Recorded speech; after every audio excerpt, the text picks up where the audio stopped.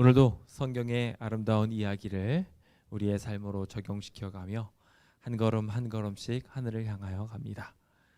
주님께서는 그 성경의 이야기의 결론을 통하여 우리한테 분명하게 말씀하시기를 우리 모두는 하나님과 함께 있게 될 것이라고 약속하십니다.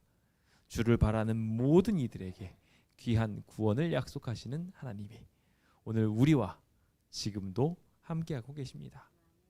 오늘 우리는 요엘 두 번째 후반 부분을 함께 공부해 보면서 여호와의 날에 맞이하게 될 두 운명에 대하여 함께 살펴보게 될 것입니다.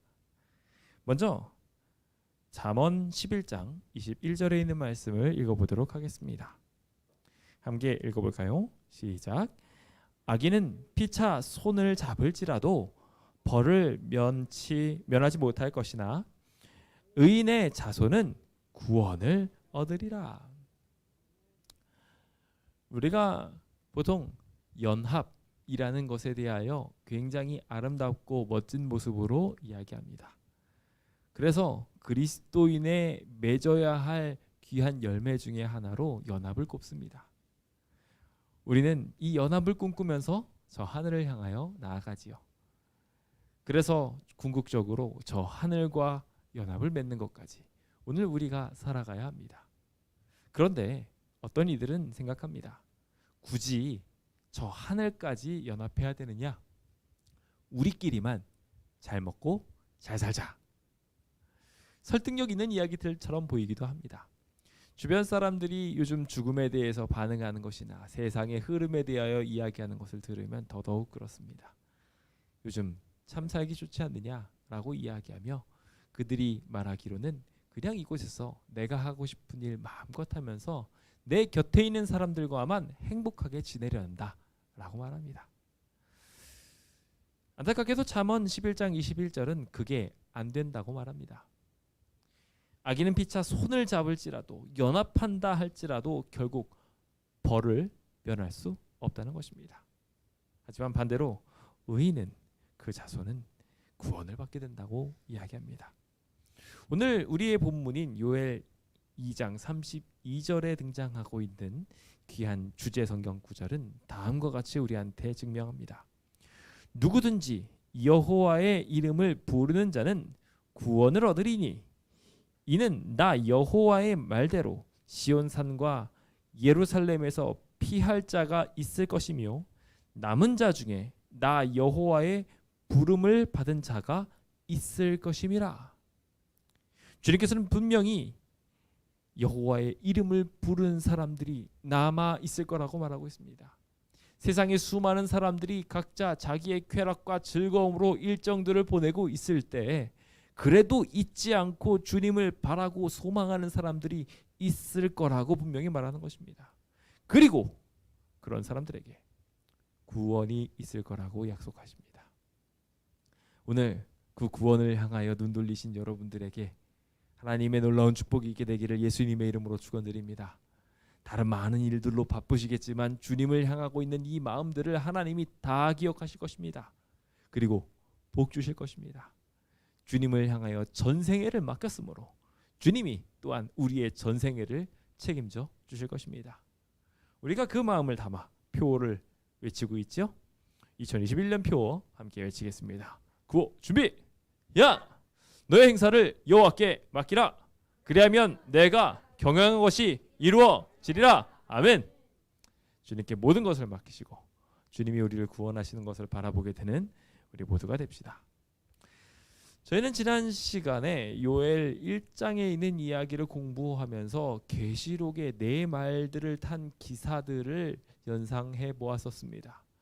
주님이 주시는 언약 축복과 언약 저주로 인하여 하나님의 백성들과 또한 하나님의 백성들을 괴롭히는 이들이 각각 심판받고 움직이게 된다는 이야기들을 각각 보았습니다. 주님께서는 이 모든 이들이 고통받게 되는 것을 사실 원하지 않으십니다. 그리고 한 사람이라도 더 구원받게 되기를 원하시지요. 그런 의미에서 사실 재앙을 보내셨습니다. 그래서 그 재앙을 통하여 초청을 하여 하나님의 백성들이 오도록 하시고 그들이 인침받을 때까지 사방에서 천사들이 바람으로 인하여 하나님의 백성이 빠져나가지 않게 되기를 붙들고 있다고 표현해 드렸습니다.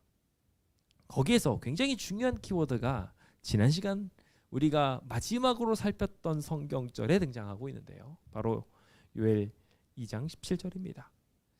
이 일들이 이루어지는 과정 마지막에 여호와를 섬기는 제사장들을 향하여 권면합니다. 낭실과 제단 사이에서 울며 기도하라고 말입니다.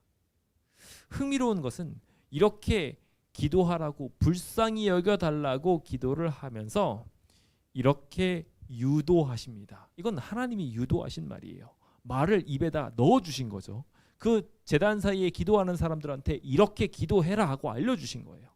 그래서 불쌍히 여기소서 하고 난 뒤에 주의 기업을 욕되게 하여 나라들로 그들을 관할하지 못하게 하옵소서. 어찌하여 이방인들로 그들의 하나님이 어디 있느냐 말하게 하겠나이까 할지라. 뒤에 할지라가 붙었죠. 하나님이 이렇게 하라고 시킨 거예요.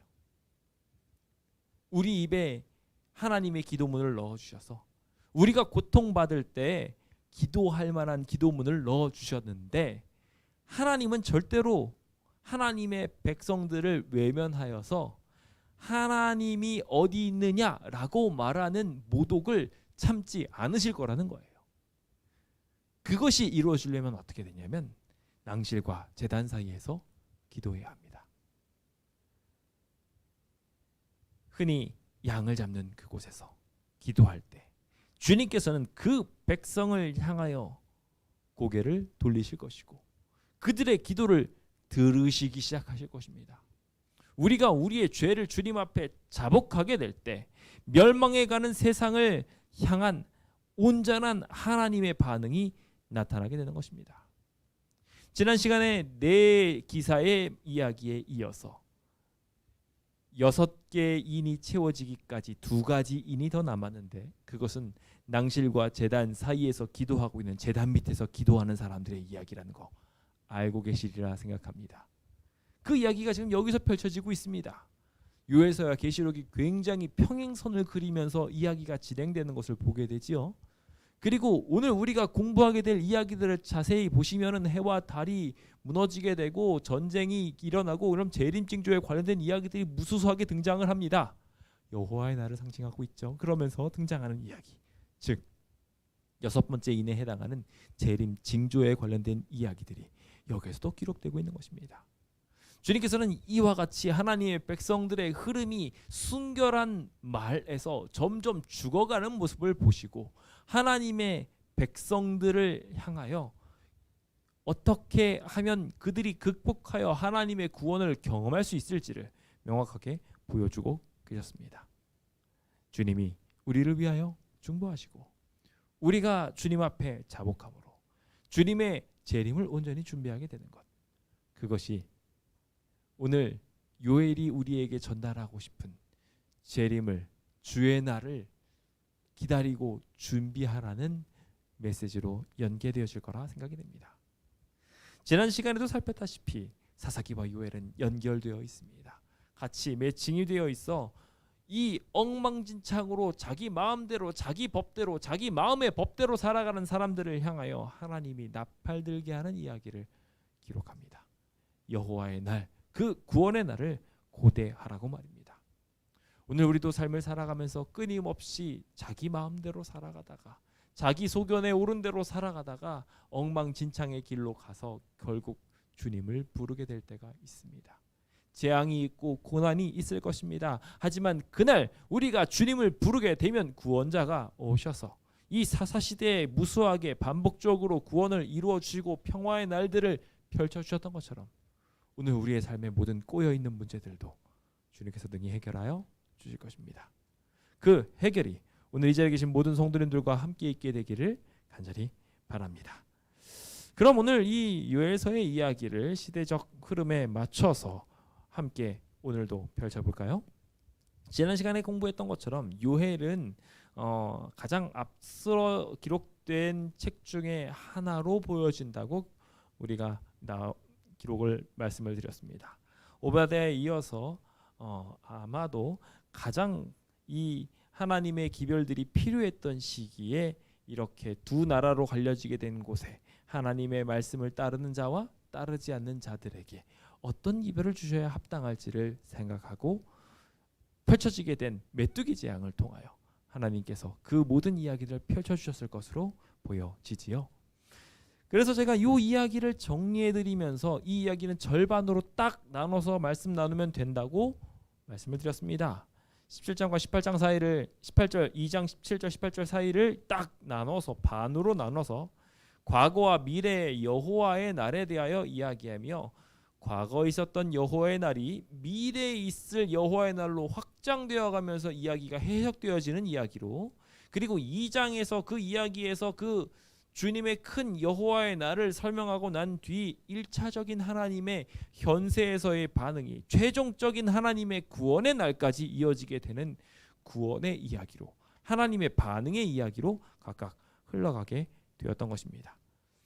즉 오늘 우리가 살펴보게 될 이 후반부에 있는 이야기는 이 여호와의 날에 하나님의 백성과 하나님을 따르지 않았던 이들의 최종적 결과가 어떻게 이루어지게 될 것인지, 그 하나님의 반응에 대하여 함께 살펴보는 것이 오늘 이야기들의 목표라고 볼 수 있을 것 같습니다. 그럼 이제부터 먼저 19절에 있는 이야기를 펼쳐보시면서 오늘 이 이야기를 계속 이어가 보도록 하겠습니다. 2장 19절입니다. 여호와께서 그들에게 응답하여 이르시기를 내가 너희에게 곡식과 새 포도주와 기름을 주리니 너희가 이로 말미암아 흡족하리라. 자, 이 이야기는 앞서 우리가 1장에서 살폈던 이야기와 매우 상반됩니다. 1장에서 어떤 일이 생겨나게 됐죠?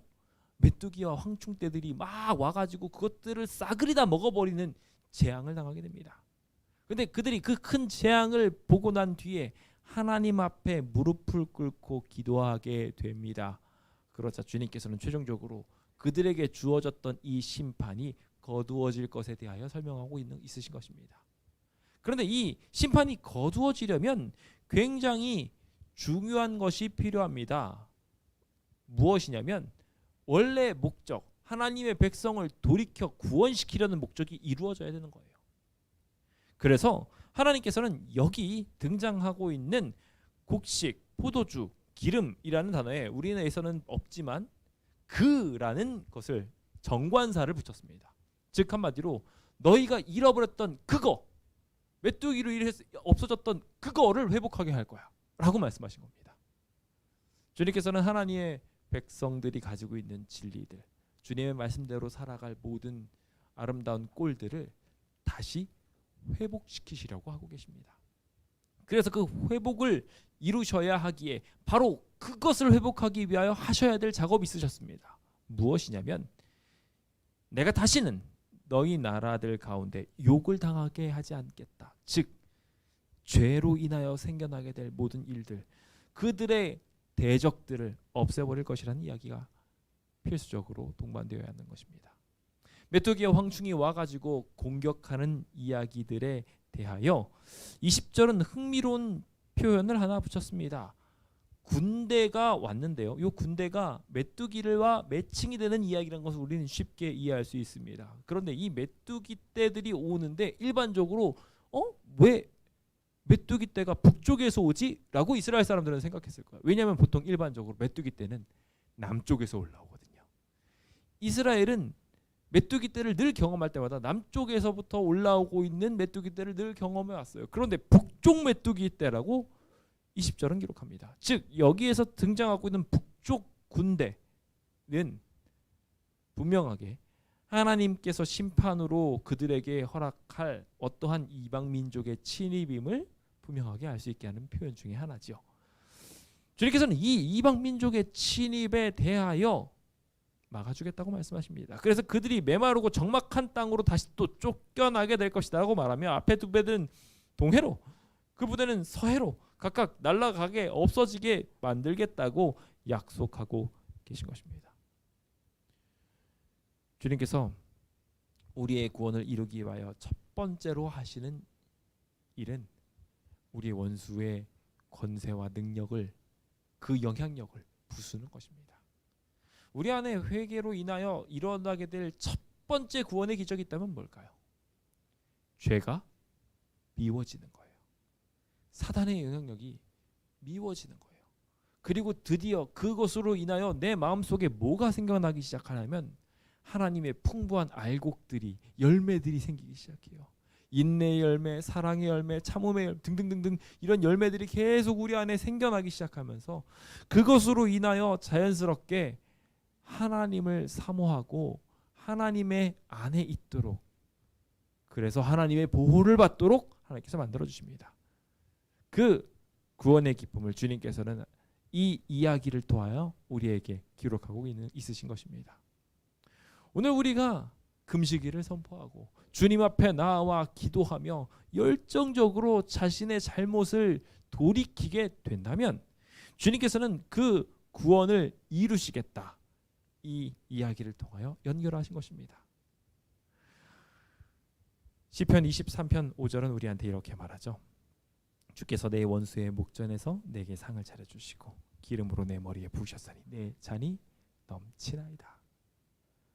주님께서 지금 오늘 우리를 구원하기 위하여, 우리가 무너졌던 그 순간, 우리가 포로되었던 그 순간, 그것이 병마이든 죄악이든 그리고 어떠한 외부 세력이든 관계없이 주님께서는 그것을 분명하게 붙들고 꺾고 결국 우리로 하여금 그 영향력 아래 있지 않게 하기 위하여 그 침입자들을 물리칠 것에 대하여 약속하여 주신 것입니다.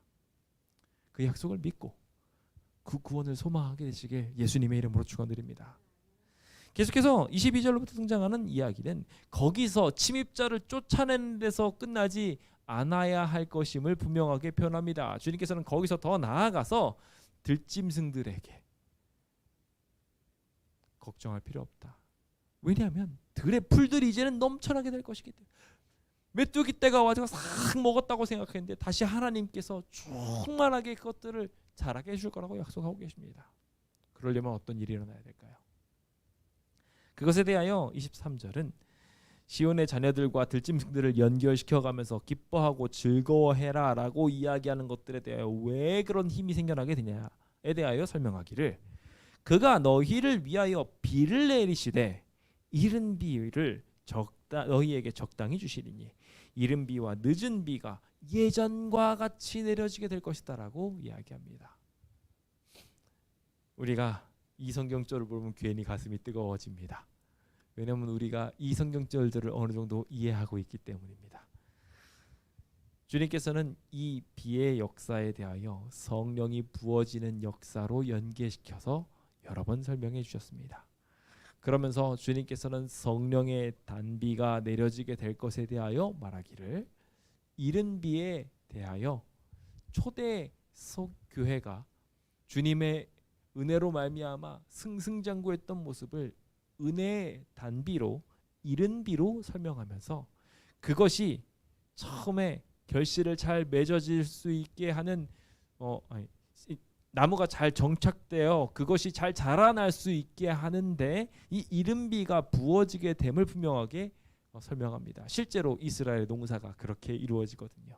그래서 이른 비가 적당히 내려줘야지 나무가 딱 올곧게 자리 잡고 식물들이 딱 자리를 잡습니다. 그 이른 비가 내려주느냐 내려주지 않느냐가 굉장히 중요한 키워드였어요.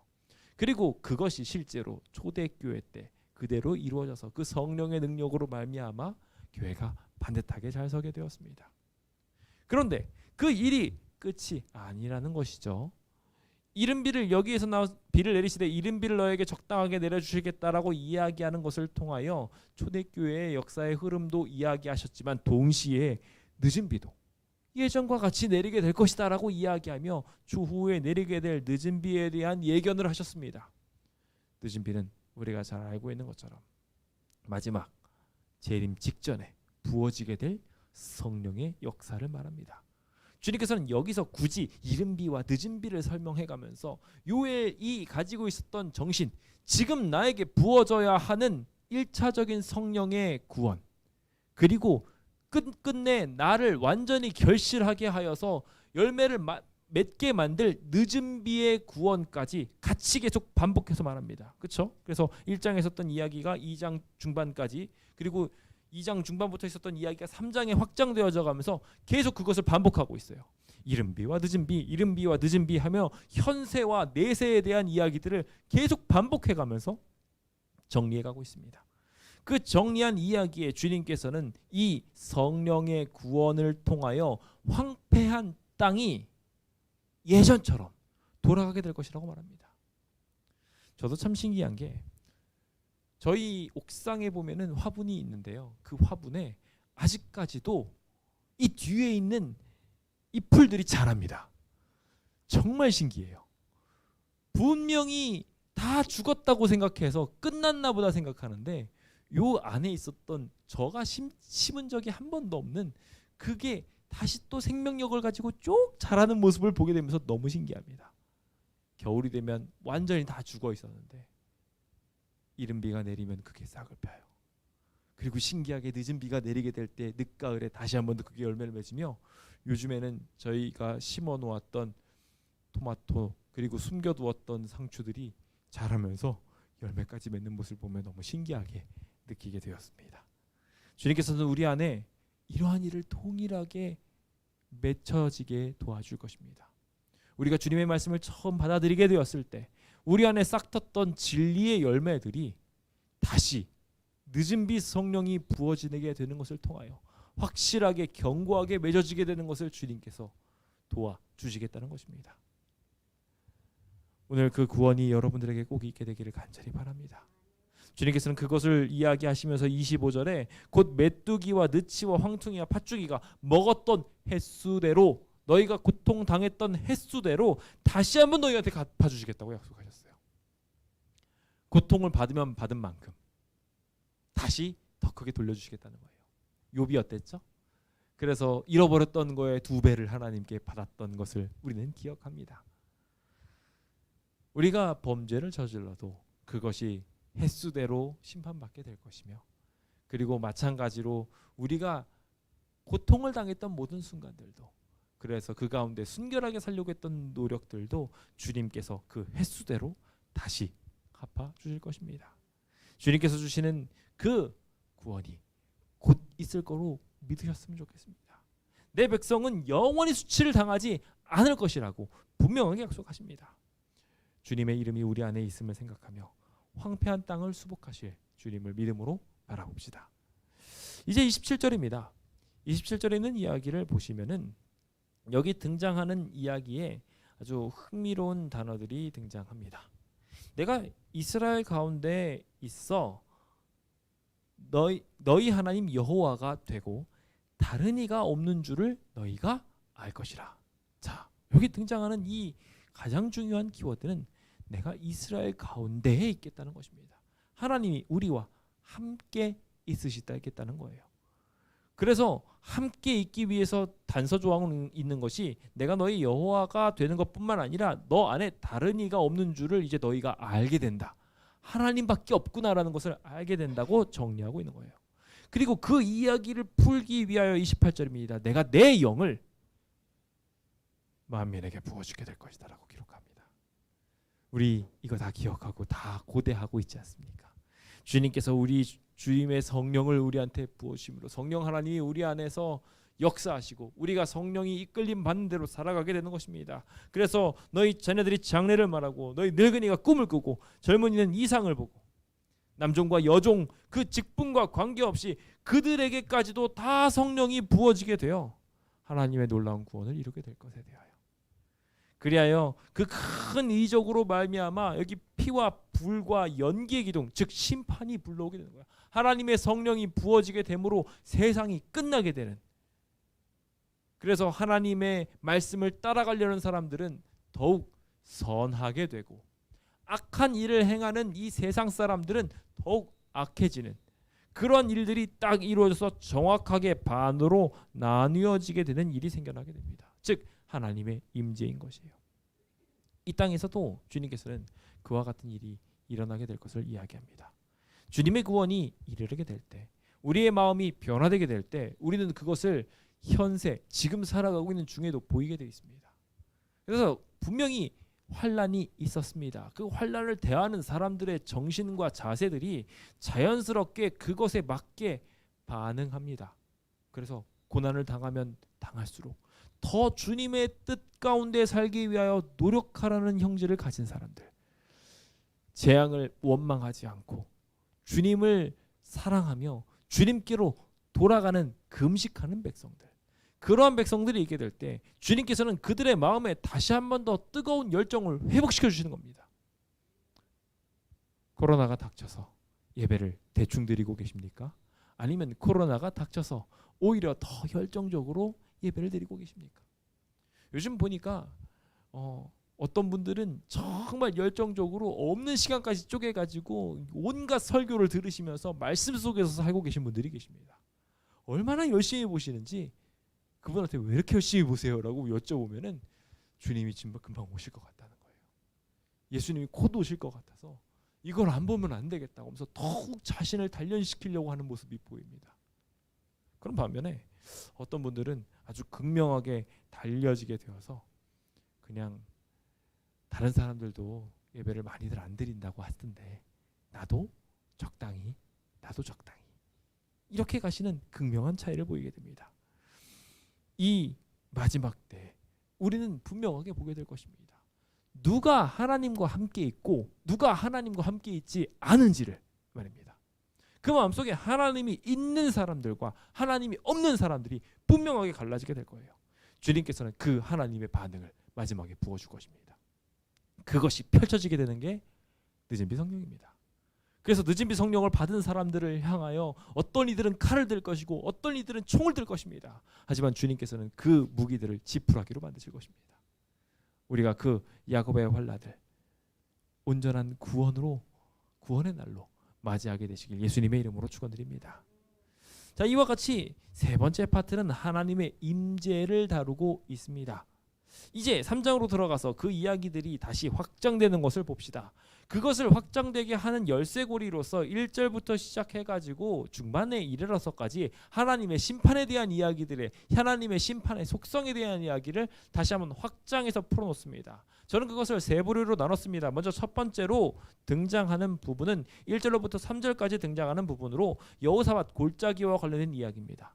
여기서 등장하는 여호사밧 골짜기는 2절에 등장하는데 그 여호사밧 골짜기 하면 딱 이스라엘 백성들은 이해했어요. 뭐였냐면 여호사밧이 너희는 그 하나님의 말씀을 믿고 선지자를 신뢰하라. 그럼 너희가 승리하게 될 것이다라고 한 그 기별을 하고 나서 갑니다. 엄청나게 많은 군대들이 그들을 향하여 도열해서 공격해 오고 있어요. 그 공격을 받으면서 얼마나 무서웠겠습니까? 그런데 그 무서운 상황 중에 이 모압, 암몬, 에돔, 뭐 본문에서는 세일로 나오지만 에돔 족속들이 각각 연합해서 쳐들어오고 있어요. 자기 형제국이라고 믿었던 사람들이 몰려서 쳐들어오고 있는 겁니다. 그렇죠? 근데 그 세 군대들이 쳐들어와서 공격을 하려고 하는 그 순간에 너무나도 흥미롭게도 여호사밧은 가서 보자라고 이야기했고 봤어요. 그들이 전쟁하려고 할 생각이 없었다는 것을 분명히 아는 것이 먼저 앞서 찬양대를 보냈거든요. 그런 상황에서 놀랍게도 전쟁이 갑자기 일어나기 시작하는데요. 이스라엘 백성을 분명히 치러 왔던 사람들이 같이 먼저 세일 사람들을 공격하기 시작합니다. 그들끼리 자중질환이 일어난 거예요. 그래서 세일 사람들을 다 죽이고 난 다음에는 이제 모압과 암몬이 서로 붙어서 또 싸웁니다. 그렇게 해가지고 서로 다 두들겨 패서 진멸해버리고 사라져버립니다. 주님께서는 이 땅을 심판하실 것에 대하여 분명하게 말씀하셨습니다. 그리고 이 세상이 맞이하게 될 결과는 자중질환이라고 정리할 수 있습니다. 여호와의 날에 일어나게 될 멸망은 일단 기본적으로 자중질환으로 일어나게 됩니다. 자기 스스로가 자초한 재앙들로 인하여 그들은 끊임없이 신음하게 될 것입니다. 지금 이 시대가 그렇지 않습니까? 자기 욕망대로 마음대로 이 세상을 하다가 결국 환경오염으로 인해서 우리는 굉장히 큰 고난을 당하고 있습니다. 식량난에 대해서도 우리는 너무나 잘 알고 있고요. 우리가 정말 없으면 안 되는 물에 이어서 이제는 공기까지 스스로 오염시켜버려서 이 전염병으로 인하여 마스크를 쓰고 다니지 않을 수 없게 우리의 자중질환은 이어지고 있습니다. 주님께서는 이렇게 심판할 것에 대하여 이야기하십니다. 하나님의 백성들은 그저 쳐다보기만 해도 됩니다. 쳐다보기만 하면 하나님을 따르지 않는 백성들의 결과가 어떻게 되는지 보는 것입니다. 서로 싸우고 서로 헐뜯다가 결국 그들이 멸망하게 될 것을 보게 되는 것이죠. 오늘 우리가 이 안에 포함되지 않게 되기를 예수님의 이름으로 축원드립니다. 주님은 이들을 이렇게 자중질환으로 심판하심과 동시에 더 나아가서 두로와 시돈에게 부어지는 심판처럼 자업자득의 심판도 허락하십니다. 이 두로, 시돈, 그리고 여기 나와 있는 또 하나의 도시인 블레셋을 연결시켜서 딱 연결해 보면은 뭐가 되냐면 노예 도시라고 떠오릅니다. 이스라엘 백성들이 딱 생각했을 때 노예 판매가 활발하게 이루어지는 이방신들을 믿는 사람들이 바로 여기 모여 있었어요. 특히 노예와 관련된 사람들이. 그래서 노예를 살려면 이곳으로 갔으면 됐습니다. 근데 노예를 판다는 것이 하나님의 정신과 맞습니까? 맞지 않죠. 그리고 특히나 여기 등장하고 있는 이 노예와 관련된 이름들이 왜 이렇게 강조되냐면 여기 본문에서도 계속 나오지만 유다 자손과 예루살렘 자손들을 헬라 족속들한테 팔아버리는 일들, 그 일들이 바로 여기서 이루어졌거든요. 주님께서는 이들을 심판하시겠다고 말씀하십니다. 그래서 그들이 했던 방법 그대로 너희가 감히 하나님의 백성들을 팔아? 너희가 감히 하나님의 백성들을 노예처럼 부려먹어? 너희가 그렇게 죄의 노예가 될 것이고 너희가 그렇게 세상의 모든 악들의 노예가 되어 팔리게 될 것이다라고 주님께서는 선포하시는 것입니다. 우리는 이 자중질환과 자업자득 이 두 개의 자자를 기억하셔야 할 필요가 있습니다. 이 세상이 결국 이렇게 돌아가게 될 것입니다. 자기가 했던 일을 스스로 거두게 될 것이며 결국 스스로 싸우다가 진멸해서 없어지게 될 거예요. 사람들은 복수하면 시원하다고 말합니다. 그런데 복수는 끝이 없습니다. 이쪽에서 저쪽으로 싸우게 되고요. 그 결과를 자기가 결국 먹게 됩니다. 이 세상의 법칙과 방법 자체가 결국 이렇게 스스로 멸망을 향하여 갈 수밖에 없습니다. 하나님이 부재한 곳 자체가 이렇게 멸망할 수밖에 없는 것입니다. 사사기가 그렇게 흘러가게 되었고 자기가 원하는 대로 자기가 바라는 대로 살아가다 결국 멸망하게 됩니다. 주님께서는 이렇게 멸망을 향하여 달려가는 세상을 바라보시며 한탄하시고 결국 노아 시대에 있었던 홍수처럼 다시 이 세상을 멸망하게 하실 것입니다. 모든 민족을 향하여 선포하실 것입니다. 너희는 전쟁을 준비하라고 말입니다. 주님께서는 이 전쟁에 대하여 하나님의 백성들은 거룩으로 무장할 것이며 세상 백성들은 보습을 쳐서 칼을 만들고 낫을 쳐서 창을 만드는, 즉 그래서 약한 자들도 다 자기 스스로 무장을 해가지고 나 이 정도면 충분히 무장한 것 같아 하면서 전쟁에 나서게 될 것에 대하여 말합니다. 두 가지 방법으로 각기 사람들은 전쟁을 준비합니다. 세상 사람들의 무장을 우리가 쫓아 한다면 안타깝게도 이 영적 전쟁에서 우리는 패배할 것입니다. 주님께서는 거룩으로 전쟁을 준비하라는 이야기를 하게 하시기 위하여 여기 등장하는 전쟁에 대하여 카데슈 밀라하마라는 단어를 사용했습니다. 여기서 카데슈는 거룩이라는 단어인데요. 이 카데슈 밀라하마라는 단어를 사용하는 것을 통해 우리가 준비해야 되는 전쟁이 거룩한 전쟁이라는 것을 알 수 있게 해줍니다.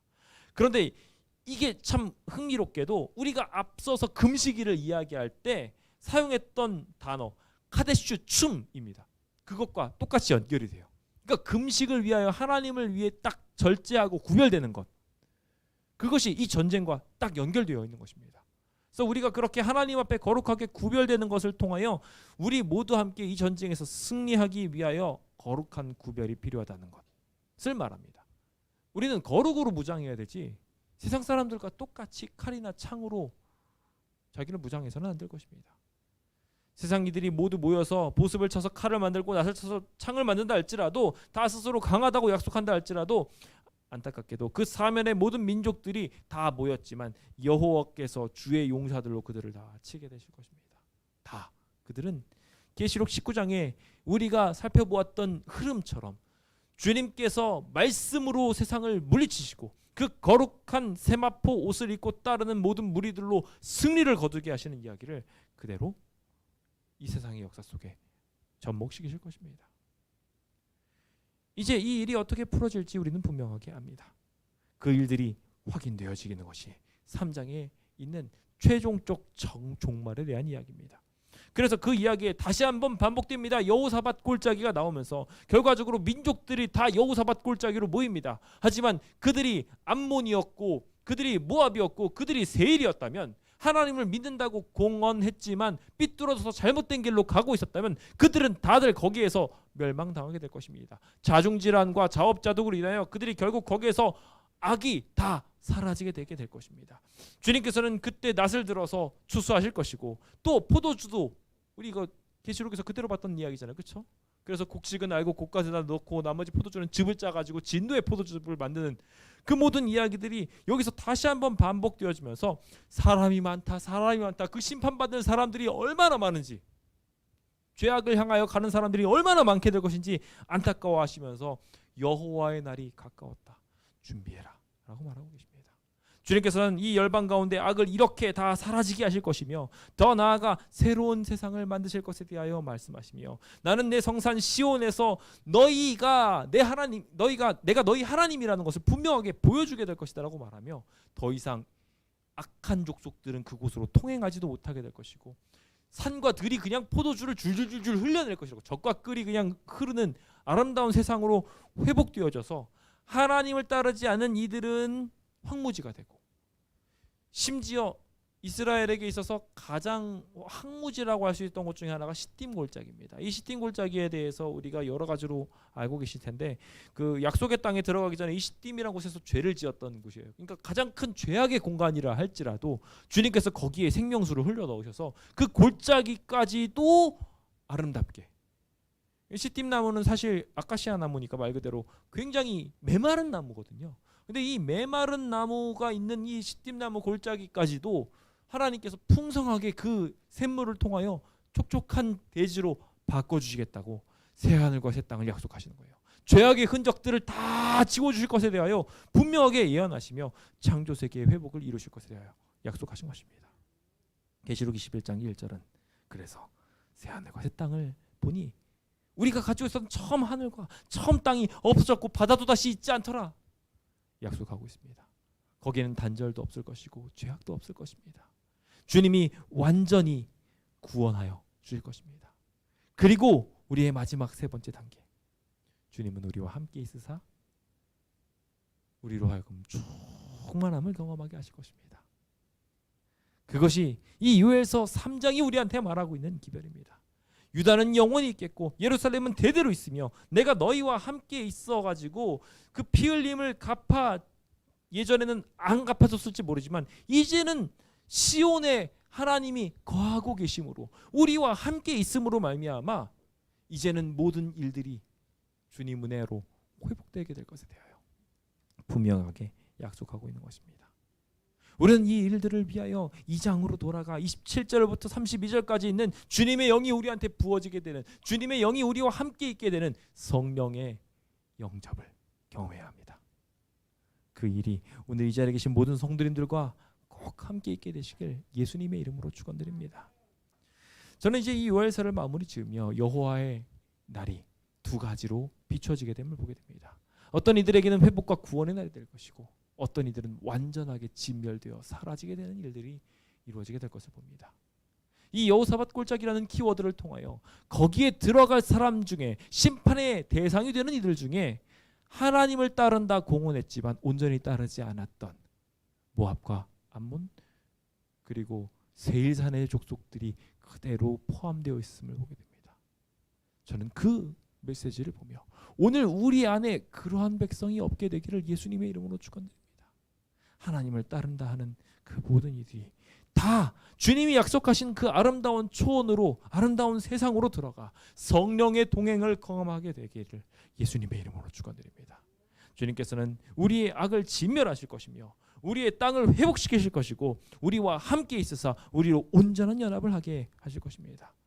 이제 그 아름다운 주님의 소망을 생각하며 대적들을 심판하사 사라지게 하실 하나님을 믿읍시다. 우리의 땅을 회복하사 예전같이 만드실 하나님을 더욱더 소망합시다. 그리고 성도와 함께하사 충만하게 하실 하나님의 사랑을 우리 안에 품읍시다. 이 믿음, 소망, 사랑이 우리를 구원하실 것입니다. 그 구원이 여러분들에게 지금 일어나길 바라면서 모든 말씀을 마치도록 하겠습니다. 감사합니다.